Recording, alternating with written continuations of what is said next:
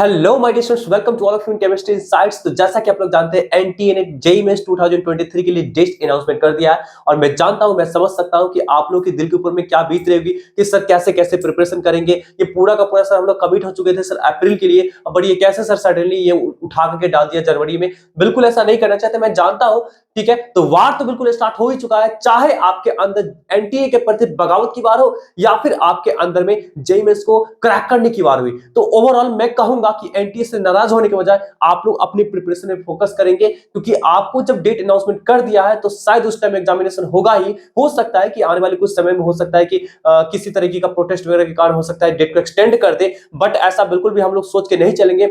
हम लोग ये मान के चलेंगे कि एग्जामिनेशन बिल्कुल जेईई मेंस 2023 का सेशन फर्स्ट का एग्जामिनेशन जनवरी में होगा ही। ठीक है, तो उसके लिए 40 डेज का क्या प्लानिंग होना चाहिए जिससे आप इस एग्जामिनेशन को बिल्कुल अच्छी तरीके से क्रैक कर पाए।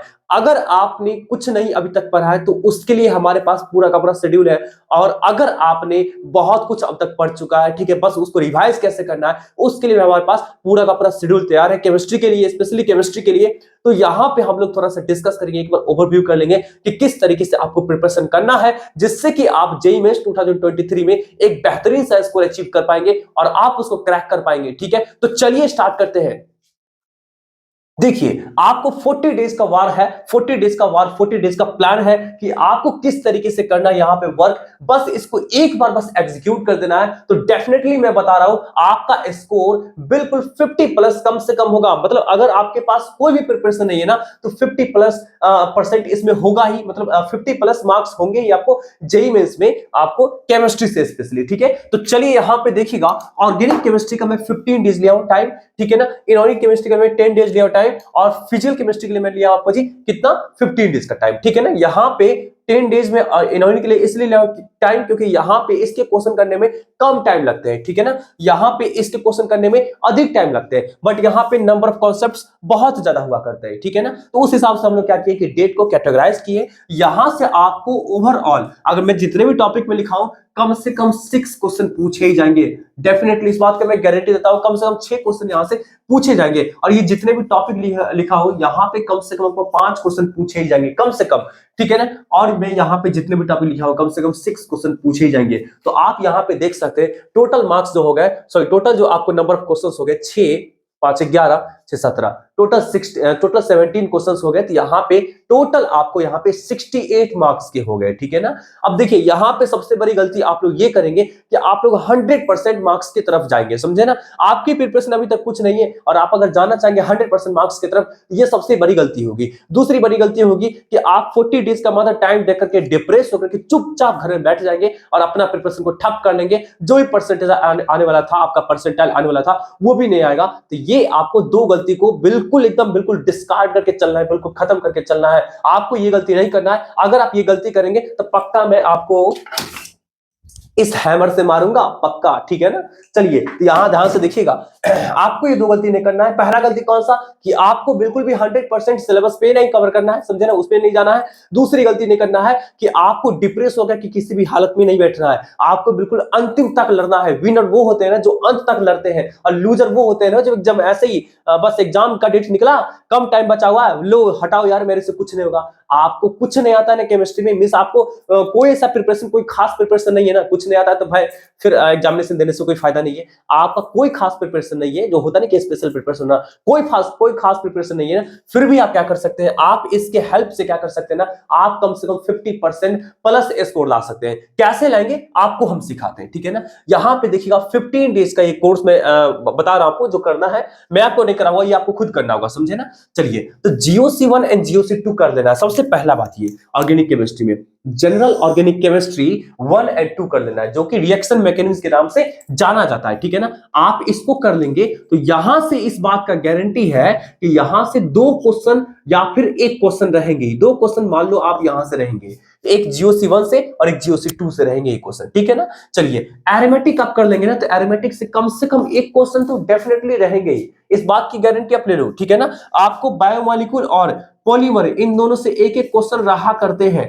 ठीक है ना, याद रखिएगा कितने हो गए, 2 1 3 और 3 2 5 हो गए। ठीक है ना, अब बताओ भाई इन तीनों को मिला के एक भी क्वेश्चन ने पूछा क्या? क्या ऐसा हो सकता है क्या? इन तीनों को मिला के एक भी क्वेश्चन ने पूछा क्या? बिल्कुल पूछ सकता है यार। इन तीनों को मिला करके मान लो आप एक क्वेश्चन पूछ देगा, मान लो ऐसा, इन तीनों को मिलाकर के एक क्वेश्चन पूछ देगा, ठीक है ना। चलिए, तो हो गए ना टोटल 6 क्वेश्चन, तो 6 क्वेश्चन हो गए, तो 6 का 6 क्वेश्चन यहाँ पे जो है वो एकदम गारंटी, आप यहाँ पे आज से प्रिपरेशन जो भी करोगे ना, बिल्कुल 100% ठोक बजा के गारंटी फिक्स कर लो कि आपको ना बिल्कुल ऐसा प्रिपरेशन करना है कि क्वेश्चन बिल्कुल छूटना ही नहीं चाहिए, समझे ना। ध्यान रखें इन बातों को। बस ये है कि आपको यहाँ पे जीओसी को सबसे पहले लगाना है, ठीक है ना, फिर एरोमेटिक को लगाना है, जैसे सीक्वेंस जिस सीक्वेंस में लिखा हो उसी सीक्वेंस में जाना है आपको। जीओसी को पहले लगाना है, फिर एरोमेटिक को लगाना है, उसके बाद आपको क्या करना है, कार्बोनाइल कंपाउंड को लगाना है। देखो भाई, कार्बोनाइल कंपाउंड कहने का सेंस है क्या, अल्डिहाइड, कीटोन, कार्बोक्सिलिक एसिड है। अब यहाँ पे जरा देखिएगा जी, मैं कुछ टॉपिक को स्किप किया हूं, उसके पीछे का रीजन आप समझो। Aldehyde, ketone and carboxylic acid, ये एक ऐसा चैप्टर होता है जिसमें आप हेलोएल्केन्स, हेलोडेन्स, अल्कोहल, फिनोल ईथर, है ना, और अल्डिहाइड, कार्बोक्सिलिक एसिड, मतलब पूरे के पूरे ऑर्गेनिक केमिस्ट्री के रिएक्शंस इसमें आ जाया करते हैं। इसलिए मैं इसको एक ले लिया हूं, तो वहां से पूरा का पूरा लगभग कवर हो जाएगा, क्योंकि इसमें बहुत सारे रिएक्शंस बनने हैं और वो सारे के सारे रिएक्शन पीछे भी पढ़ने होते हैं, ठीक है। उसके साथ साथ में अल्कोहल, फिनोल ईथर का मैं स्पेशली में नाम लिख दिया हूं यहाँ पे। अमाइंस एक काफी छोटा चैप्टर है, समझे ना, अमाइंस छोटा चैप्टर है और छोटे चैप्टर है, लेकिन इससे क्वेश्चन बहुत ज्यादा पूछे जाते हैं। तो आपको 3 यहाँ पे छोटा चैप्टर मिल गया, एक मिल गया आपका अमाइंस, एक बायोमोलिक्यूल और एक पॉलीमर। ये 3 छोटा चैप्टर में टाइम कम लगेंगे, लेकिन गारंटी है कि क्वेश्चन यहां से रहेंगे ही रहेंगे, समझे ना।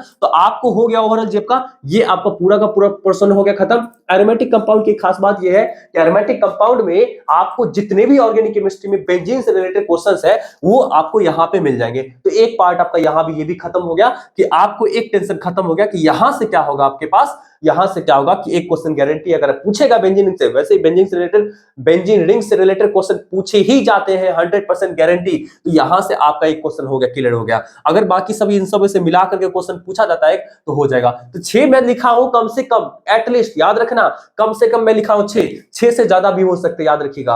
अभी मैं 68 टोटल मार्क्स का प्लान का क्या हो सकता है कि इससे 100% मार्क्स पे पूछा जा सकता है, ध्यान रखें बातों को, ठीक है ना। चलिए, ऑर्गेनिक की बात हो गई खत्म। अब चलिए हम लोग बात करते हैं इनऑर्गेनिक की बात करते हैं। पीरियोडिक टेबल सबसे पहले करने से क्या होगा ना कि जितने भी ब्लॉक केमिस्ट्री होते हैं ना, जैसे S block, P block, D block, F block, इसके जो प्रॉपर्टीज होते हैं वो प्रॉपर्टी से रिलेटेड सारा का सारा कांसेप्ट आपका हो जाएगा यहाँ पे क्लियर, ध्यान रखिएगा, ठीक है ना। मतलब आपको कुछ बेसिक प्रॉपर्टी से रिलेटेड क्वेश्चन पूछे जाते हैं ब्लॉक केमिस्ट्री से, तो वहां से आपका इसको पढ़ने के बाद आपका हो जाएगा पूरा का पूरा क्लियर। मतलब आपको लगभग जितने पूरे के पूरे ब्लॉक केमिस्ट्री है उसमें जो एलिमेंट के प्रॉपर्टी से रिलेटेड जो क्वेश्चन पूछा था, जैसे साइज का ऑर्डर हो गया, आयरस एनर्जी का ऑर्डर हो गया, इलेक्ट्रोनेगेटिविटी का ऑर्डर हो गया, समझे ना, फिर बोल सकते हैं बॉन्ड लेंथ का ऑर्डर हो गया, बहुत सारे कुछ ऑर्डर होते हैं, कुछ ट्रेंडिंग्स होते हैं। तो आपको जो पूछे जाते हैं ना, आपका यहां से क्या होगा जी, आपका ओवरऑल हो सकता है, ठीक है। चलिए, केमिकल बॉन्डिंग, भाई आप प्रीवियस ईयर पलट के देख लेना, कोई ऐसा ईयर नहीं होगा जिसमें इस चैप्टर से क्वेश्चन नहीं पूछा जाता है। अब वो भी एक तो छोड़ो, कभी कभी 2-2, 3-3 क्वेश्चन पूछा जाता है, और भी ऐसे ऐसे क्वेश्चन ना कि जो रिलेट कर जाता है पूरा का पूरा इनऑर्गेनिक केमिस्ट्री में, क्या समझे ना। तो ध्यान रखिएगा कि इसको बिल्कुल अच्छे से लगा लेना है भाई, इसको बिल्कुल अच्छे से लगा लेना है,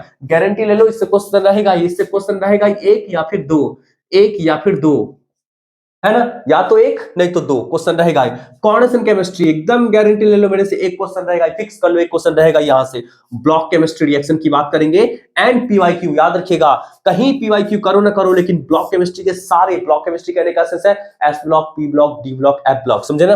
ब्लॉक केमिस्ट्री के जितने भी पीवाईक्यू होंगे, जितने भी प्रीवियस ईयर के क्वेश्चंस होंगे, उसको कर लेना। उसको करने का बेनिफिट ये होगा ना, ब्लॉक केमिस्ट्री इतना सारा भाई, इतना सारा है, आप अगर पूरा का पूरा पढ़ोगे, आप ब्लॉक केमिस्ट्री को स्पेशली पढ़ोगे ना, सब पे भारी पड़ेगा। ब्लॉक केमिस्ट्री क्या है, बहुत बड़ा है। तो आपको क्या करना है ना, वो तो पूरा का पूरा रिमेंबर होंगे नहीं, तो आपको क्या करना है, सिर्फ और सिर्फ क्या करना है, ब्लॉक केमिस्ट्री के जितने भी रिएक्शंस हैं सबको पहले एक साथ पूरा पढ़ना है, समझे, एक साथ पूरा पढ़ना है। कैसे पढ़ेंगे आप, आपके पास किसी इंस्टीट्यूट के मॉड्यूल्स होंगे, उसमें तो रिएक्शंस होंगे दिए हुए, नहीं है ना, छोड़ो यार, हटाओ, बंद करो उसको। आपको चुपचाप निकाला है एनसीईआरटी का बुक, एनसीईआरटी का बुक निकाला है, एनसीईआरटी में जितने भी रिएक्शंस होंगे आपको इनऑर्गेनिक केमिस्ट्री के सारे के सारे रिएक्शंस को एक सीक्वेंस वाइज में देखते जाना है, समझे ना, एक सीक्वेंस वाइज में देखते जाना है। और बहुत सारे ऐसे मटेरियल अवेलेबल है ना, जहां पे आपको रिएक्शन मैप दिए होते हैं, रिएक्शन मैप, ठीक है ना, ठीक है, या फिर रेफरेंस बुक में रिएक्शन मैप होते दिए हुए, जहां पे एक चैप्टर का रिएक्शन, कंप्लीट रिएक्शन एक ही जगह होता है। बस वहां पे क्या करना है, उसको 2-3 बार ओवरव्यू करना है, समझे ना, ठीक है। वहां पे आपको, क्योंकि उस रिएक्शन से रिलेटेड यहाँ पे क्वेश्चन पूछे जाते हैं, ठीक है ना। चलिए, इसके साथ साथ पीवाईक्यू कर लेना है आपको, जितने भी चैप्टर उसके पीवाईक्यू कर लेना है, मतलब ब्लॉक केमिस्ट्री के जितने भी चैप्टर पीवाईक्यू करने से क्या होगा ना, कि अब तो इतने सारे प्रीवियस के क्वेश्चंस हो चुके हैं ना कि आपको पीवाईक्यू करेंगे तो सारे के सारे कॉन्सेप्ट को लिंक कर देता है, सारे के सारे कॉन्सेप्ट को टच कर ही देता है, समझे ना। तो वहां से पीवाईक्यू करने से क्या हुआ कि सारे के सारे कॉन्सेप्ट्स आपको रिमेंबर धीरे धीरे करके हो जाएंगे। तो भाई इसका 100% नहीं, कम से कम इतना काम करने के बाद 50% रिमेंबर होगा ना, इतना आपके लिए काफी है क्वेश्चन करने के लिए वहां पे, समझे ना। ठीक है, तो यहां से भी क्वेश्चन आपका हो जाएगा। तो इससे एक या दो क्वेश्चन हो गया, कोऑर्डिनेशन केमिस्ट्री से एक क्वेश्चन हो गया, इससे कम से कम दो क्वेश्चन तो भाई फिक्स है कम से कम। तो यहां से दो, यहां से एक, यहां से एक, 4 हो गया, और इससे एक क्वेश्चन मान लो आप, तो टोटल 5 हो गया। मैं 5 लिखा हूं एटलीस्ट, मतलब 5 क्वेश्चन जो है ना कम से कम पूछे जाएंगे, 5 से ज्यादा भी हो सकता है, ठीक है ना, याद रखिएगा। चलिए यहां पे बात करते हैं हम लोग 15 डेज की बात करते हैं, इसमें 15 दिन इसलिए टाइम दिए क्योंकि न्यूमेरिकल बनाने में वक्त लगता है, समझे ना। तो चलिए सॉलिड स्टेट क्या करना है ना आपको, सॉलिड स्टेट में स्पेशली जो क्रिस्टल के प्रॉपर्टी से रिलेटेड होते हैं, जैसे बोल सकते हैं क्या कि वो क्या कहते हैं, किसी सेल में, सॉरी किसी क्रिस्टल में कितने नंबर ऑफ एटम्स होते हैं, ठीक है ना, वहां पे रेडियस का क्या रिलेशन होता है उसके साइड के साथ, ऑक्टाहेड्रल कॉम्प्लेक्स का क्या प्रॉपर्टीज होता है, टेट्राहेड्रल कॉम्प्लेक्स का क्या प्रॉपर्टीज होता है, किस तरीके से बोल सकते हैं शेयरिंग ऑफ एटम्स होता है, ये सब आपको क्या कर लेना है यहाँ पे पढ़ लेना है। स्पेशली उससे क्वेश्चन पूछे ही जाते हैं आपको सॉलिड स्टेट में। इलेक्ट्रोकेमिस्ट्री भाई, इलेक्ट्रोकेमिस्ट्री जितना बोर्ड के लिए इंपॉर्टेंट है उतना ही इंपॉर्टेंट आपको क्या होगा जी जेईई मेंस के लिए भी है। यहां से एक क्वेश्चन गारंटी ले लो कि इलेक्ट्रोकेमिस्ट्री से फिक्स है, मतलब सॉलिड से क्वेश्चन फिक्स, इलेक्ट्रोकेमिस्ट्री से क्वेश्चन फिक्स। सॉल्यूशन से क्वेश्चन आ भी सकता, नहीं भी आ सकता है, लेकिन आने के चांसेस ज्यादा होते हैं क्योंकि ज्यादातर एग्जामिनेशन में मतलब हर बार तो पूछे ही जाते हैं, समझे ना। आयनिक इक्विलिब्रियम से एक क्वेश्चन गारंटी ले लो आप मेरे से, ठीक है ना। Chemical equilibrium and chemical kinetics दोनों को एक साथ कंबाइन करके लिखा हो, क्योंकि इसी का दूसरा पार्ट ये होता है। केमिकल इक्विलिब्रियम क्लास 11th में पढ़ना है, केमिकल काइनेटिक्स क्लास 12th में पढ़ना है। यहां से एक क्वेश्चन गारंटी फिक्स कर लो, ठीक। केमिकल थर्मोडायनेमिक्स एक या फिर 2 क्वेश्चन फिक्स, ठीक है ना। केमिकल थर्मोडायनेमिक्स से पूछा ही जाता है, इससे तो फिक्स है, जिसके आगे मैं लिख दिया उससे फिक्स है, पूछा ही जाएगा। और गैसेस स्टेट, इसको करने से एक बहुत इंपॉर्टेंट फायदा ये मिलेगा, बहुत इंपॉर्टेंट फायदा ये मिलेगा कि यहां पे क्या होता है ना, ये जो चैप्टर है गैस स्टेट, यही चैप्टर आपको क्लास 11th के फिजिक्स में केटीजी करके मिलेगा, KTG, kinetic theory of gases, है ना, काइनेटिक थ्योरी ऑफ गैसेस। तो अगर आप यहां कर लेते हैं, तो अगर यहां पे क्वेश्चन नहीं पूछेगा तो वहां पूछेगा, फिजिक्स से पूछेगा, ठीक है ना। तो आप याद रखना कि या तो यहां पे पूछेगा नहीं तो फिजिक्स से पूछेगा। तो भाई चलो इसको मैं गारंटी ले लेता हूं एक क्वेश्चन। कितने हो गए भाई, कितने हो गए, 4 1 5 1 6 या फिर 7। तो यहां पे सीधा समझो कि मिनिमम जो है ना, मिनिमम 6 क्वेश्चन, और नहीं तो 7 8 भी पूछ सकता है, मिनिमम 5 क्वेश्चन नहीं तो 6 7 ही पूछ सकता है, और मिनिमम 6 क्वेश्चन नहीं तो 8 ने भी, मतलब 8 या फिर बोल सकते हैं क्या 7, ऐसे करके पूछ सकता है। कोई दिक्कत वाली बात किसी को, ठीक है ना। आपको इसके अलावा क्या करना है, देखिए ध्यान से, आपको एवरी डे, यहां से आपको एवरी डे ध्यान रखना, आप 40 डेज वार में लिखा हो ना, आपको एवरी डे क्या करना है, टेस्ट देना है, एवरी डे टेस्ट। कहां पे जी, एनटीए ऐप पे आपको एवरीडे टेस्ट देना है। एक टेस्ट आपको लगाना है एवरीडे एनटीए ऐप पे, चाहे स्कोर 0 आए, पूरा का पूरा हुआ ना, है ना, या फिर आपका नेगेटिव में आए, आपको टेस्ट देना ही है। ये टेस्ट देने से क्या होगा ना, आपको 3 घंटा बैठने का आदत लगेगा, आपका स्पीड बढ़ेगा, आपका धीरे धीरे एक्यूरेसी बढ़ेगा, आपको क्वेश्चन, नए नए क्वेश्चन को देख करके दिमाग लगाने का जो तरीका होता है ना वो इंक्रीज करेगा। याद रखना एवरीडे एक टेस्ट एनटीए ऐप पे देना ही देना है, इसको बिल्कुल भी स्किप मत करना। नहीं, अगर एवरीडे नहीं दे पाते हो ना, तो आप क्या करो, एक दिन करके गैप करके दे दो, मतलब एक दिन करके गैप दे दो। यहां से कम से कम, यहां से लेकर के अप टू एग्जामिनेशन तक 20 आप टेस्ट दे पाएंगे, ठीक है ना, 20 टेस्ट दे पाएंगे। चलिए ये तो हुआ उनके लिए शेड्यूल जो अब तक बिल्कुल बोल सकते हैं क्या कि अब तक उनका प्रिपरेशन लगभग 50% या फिर 60% या फिर 40% रहा होगा, ठीक है ना।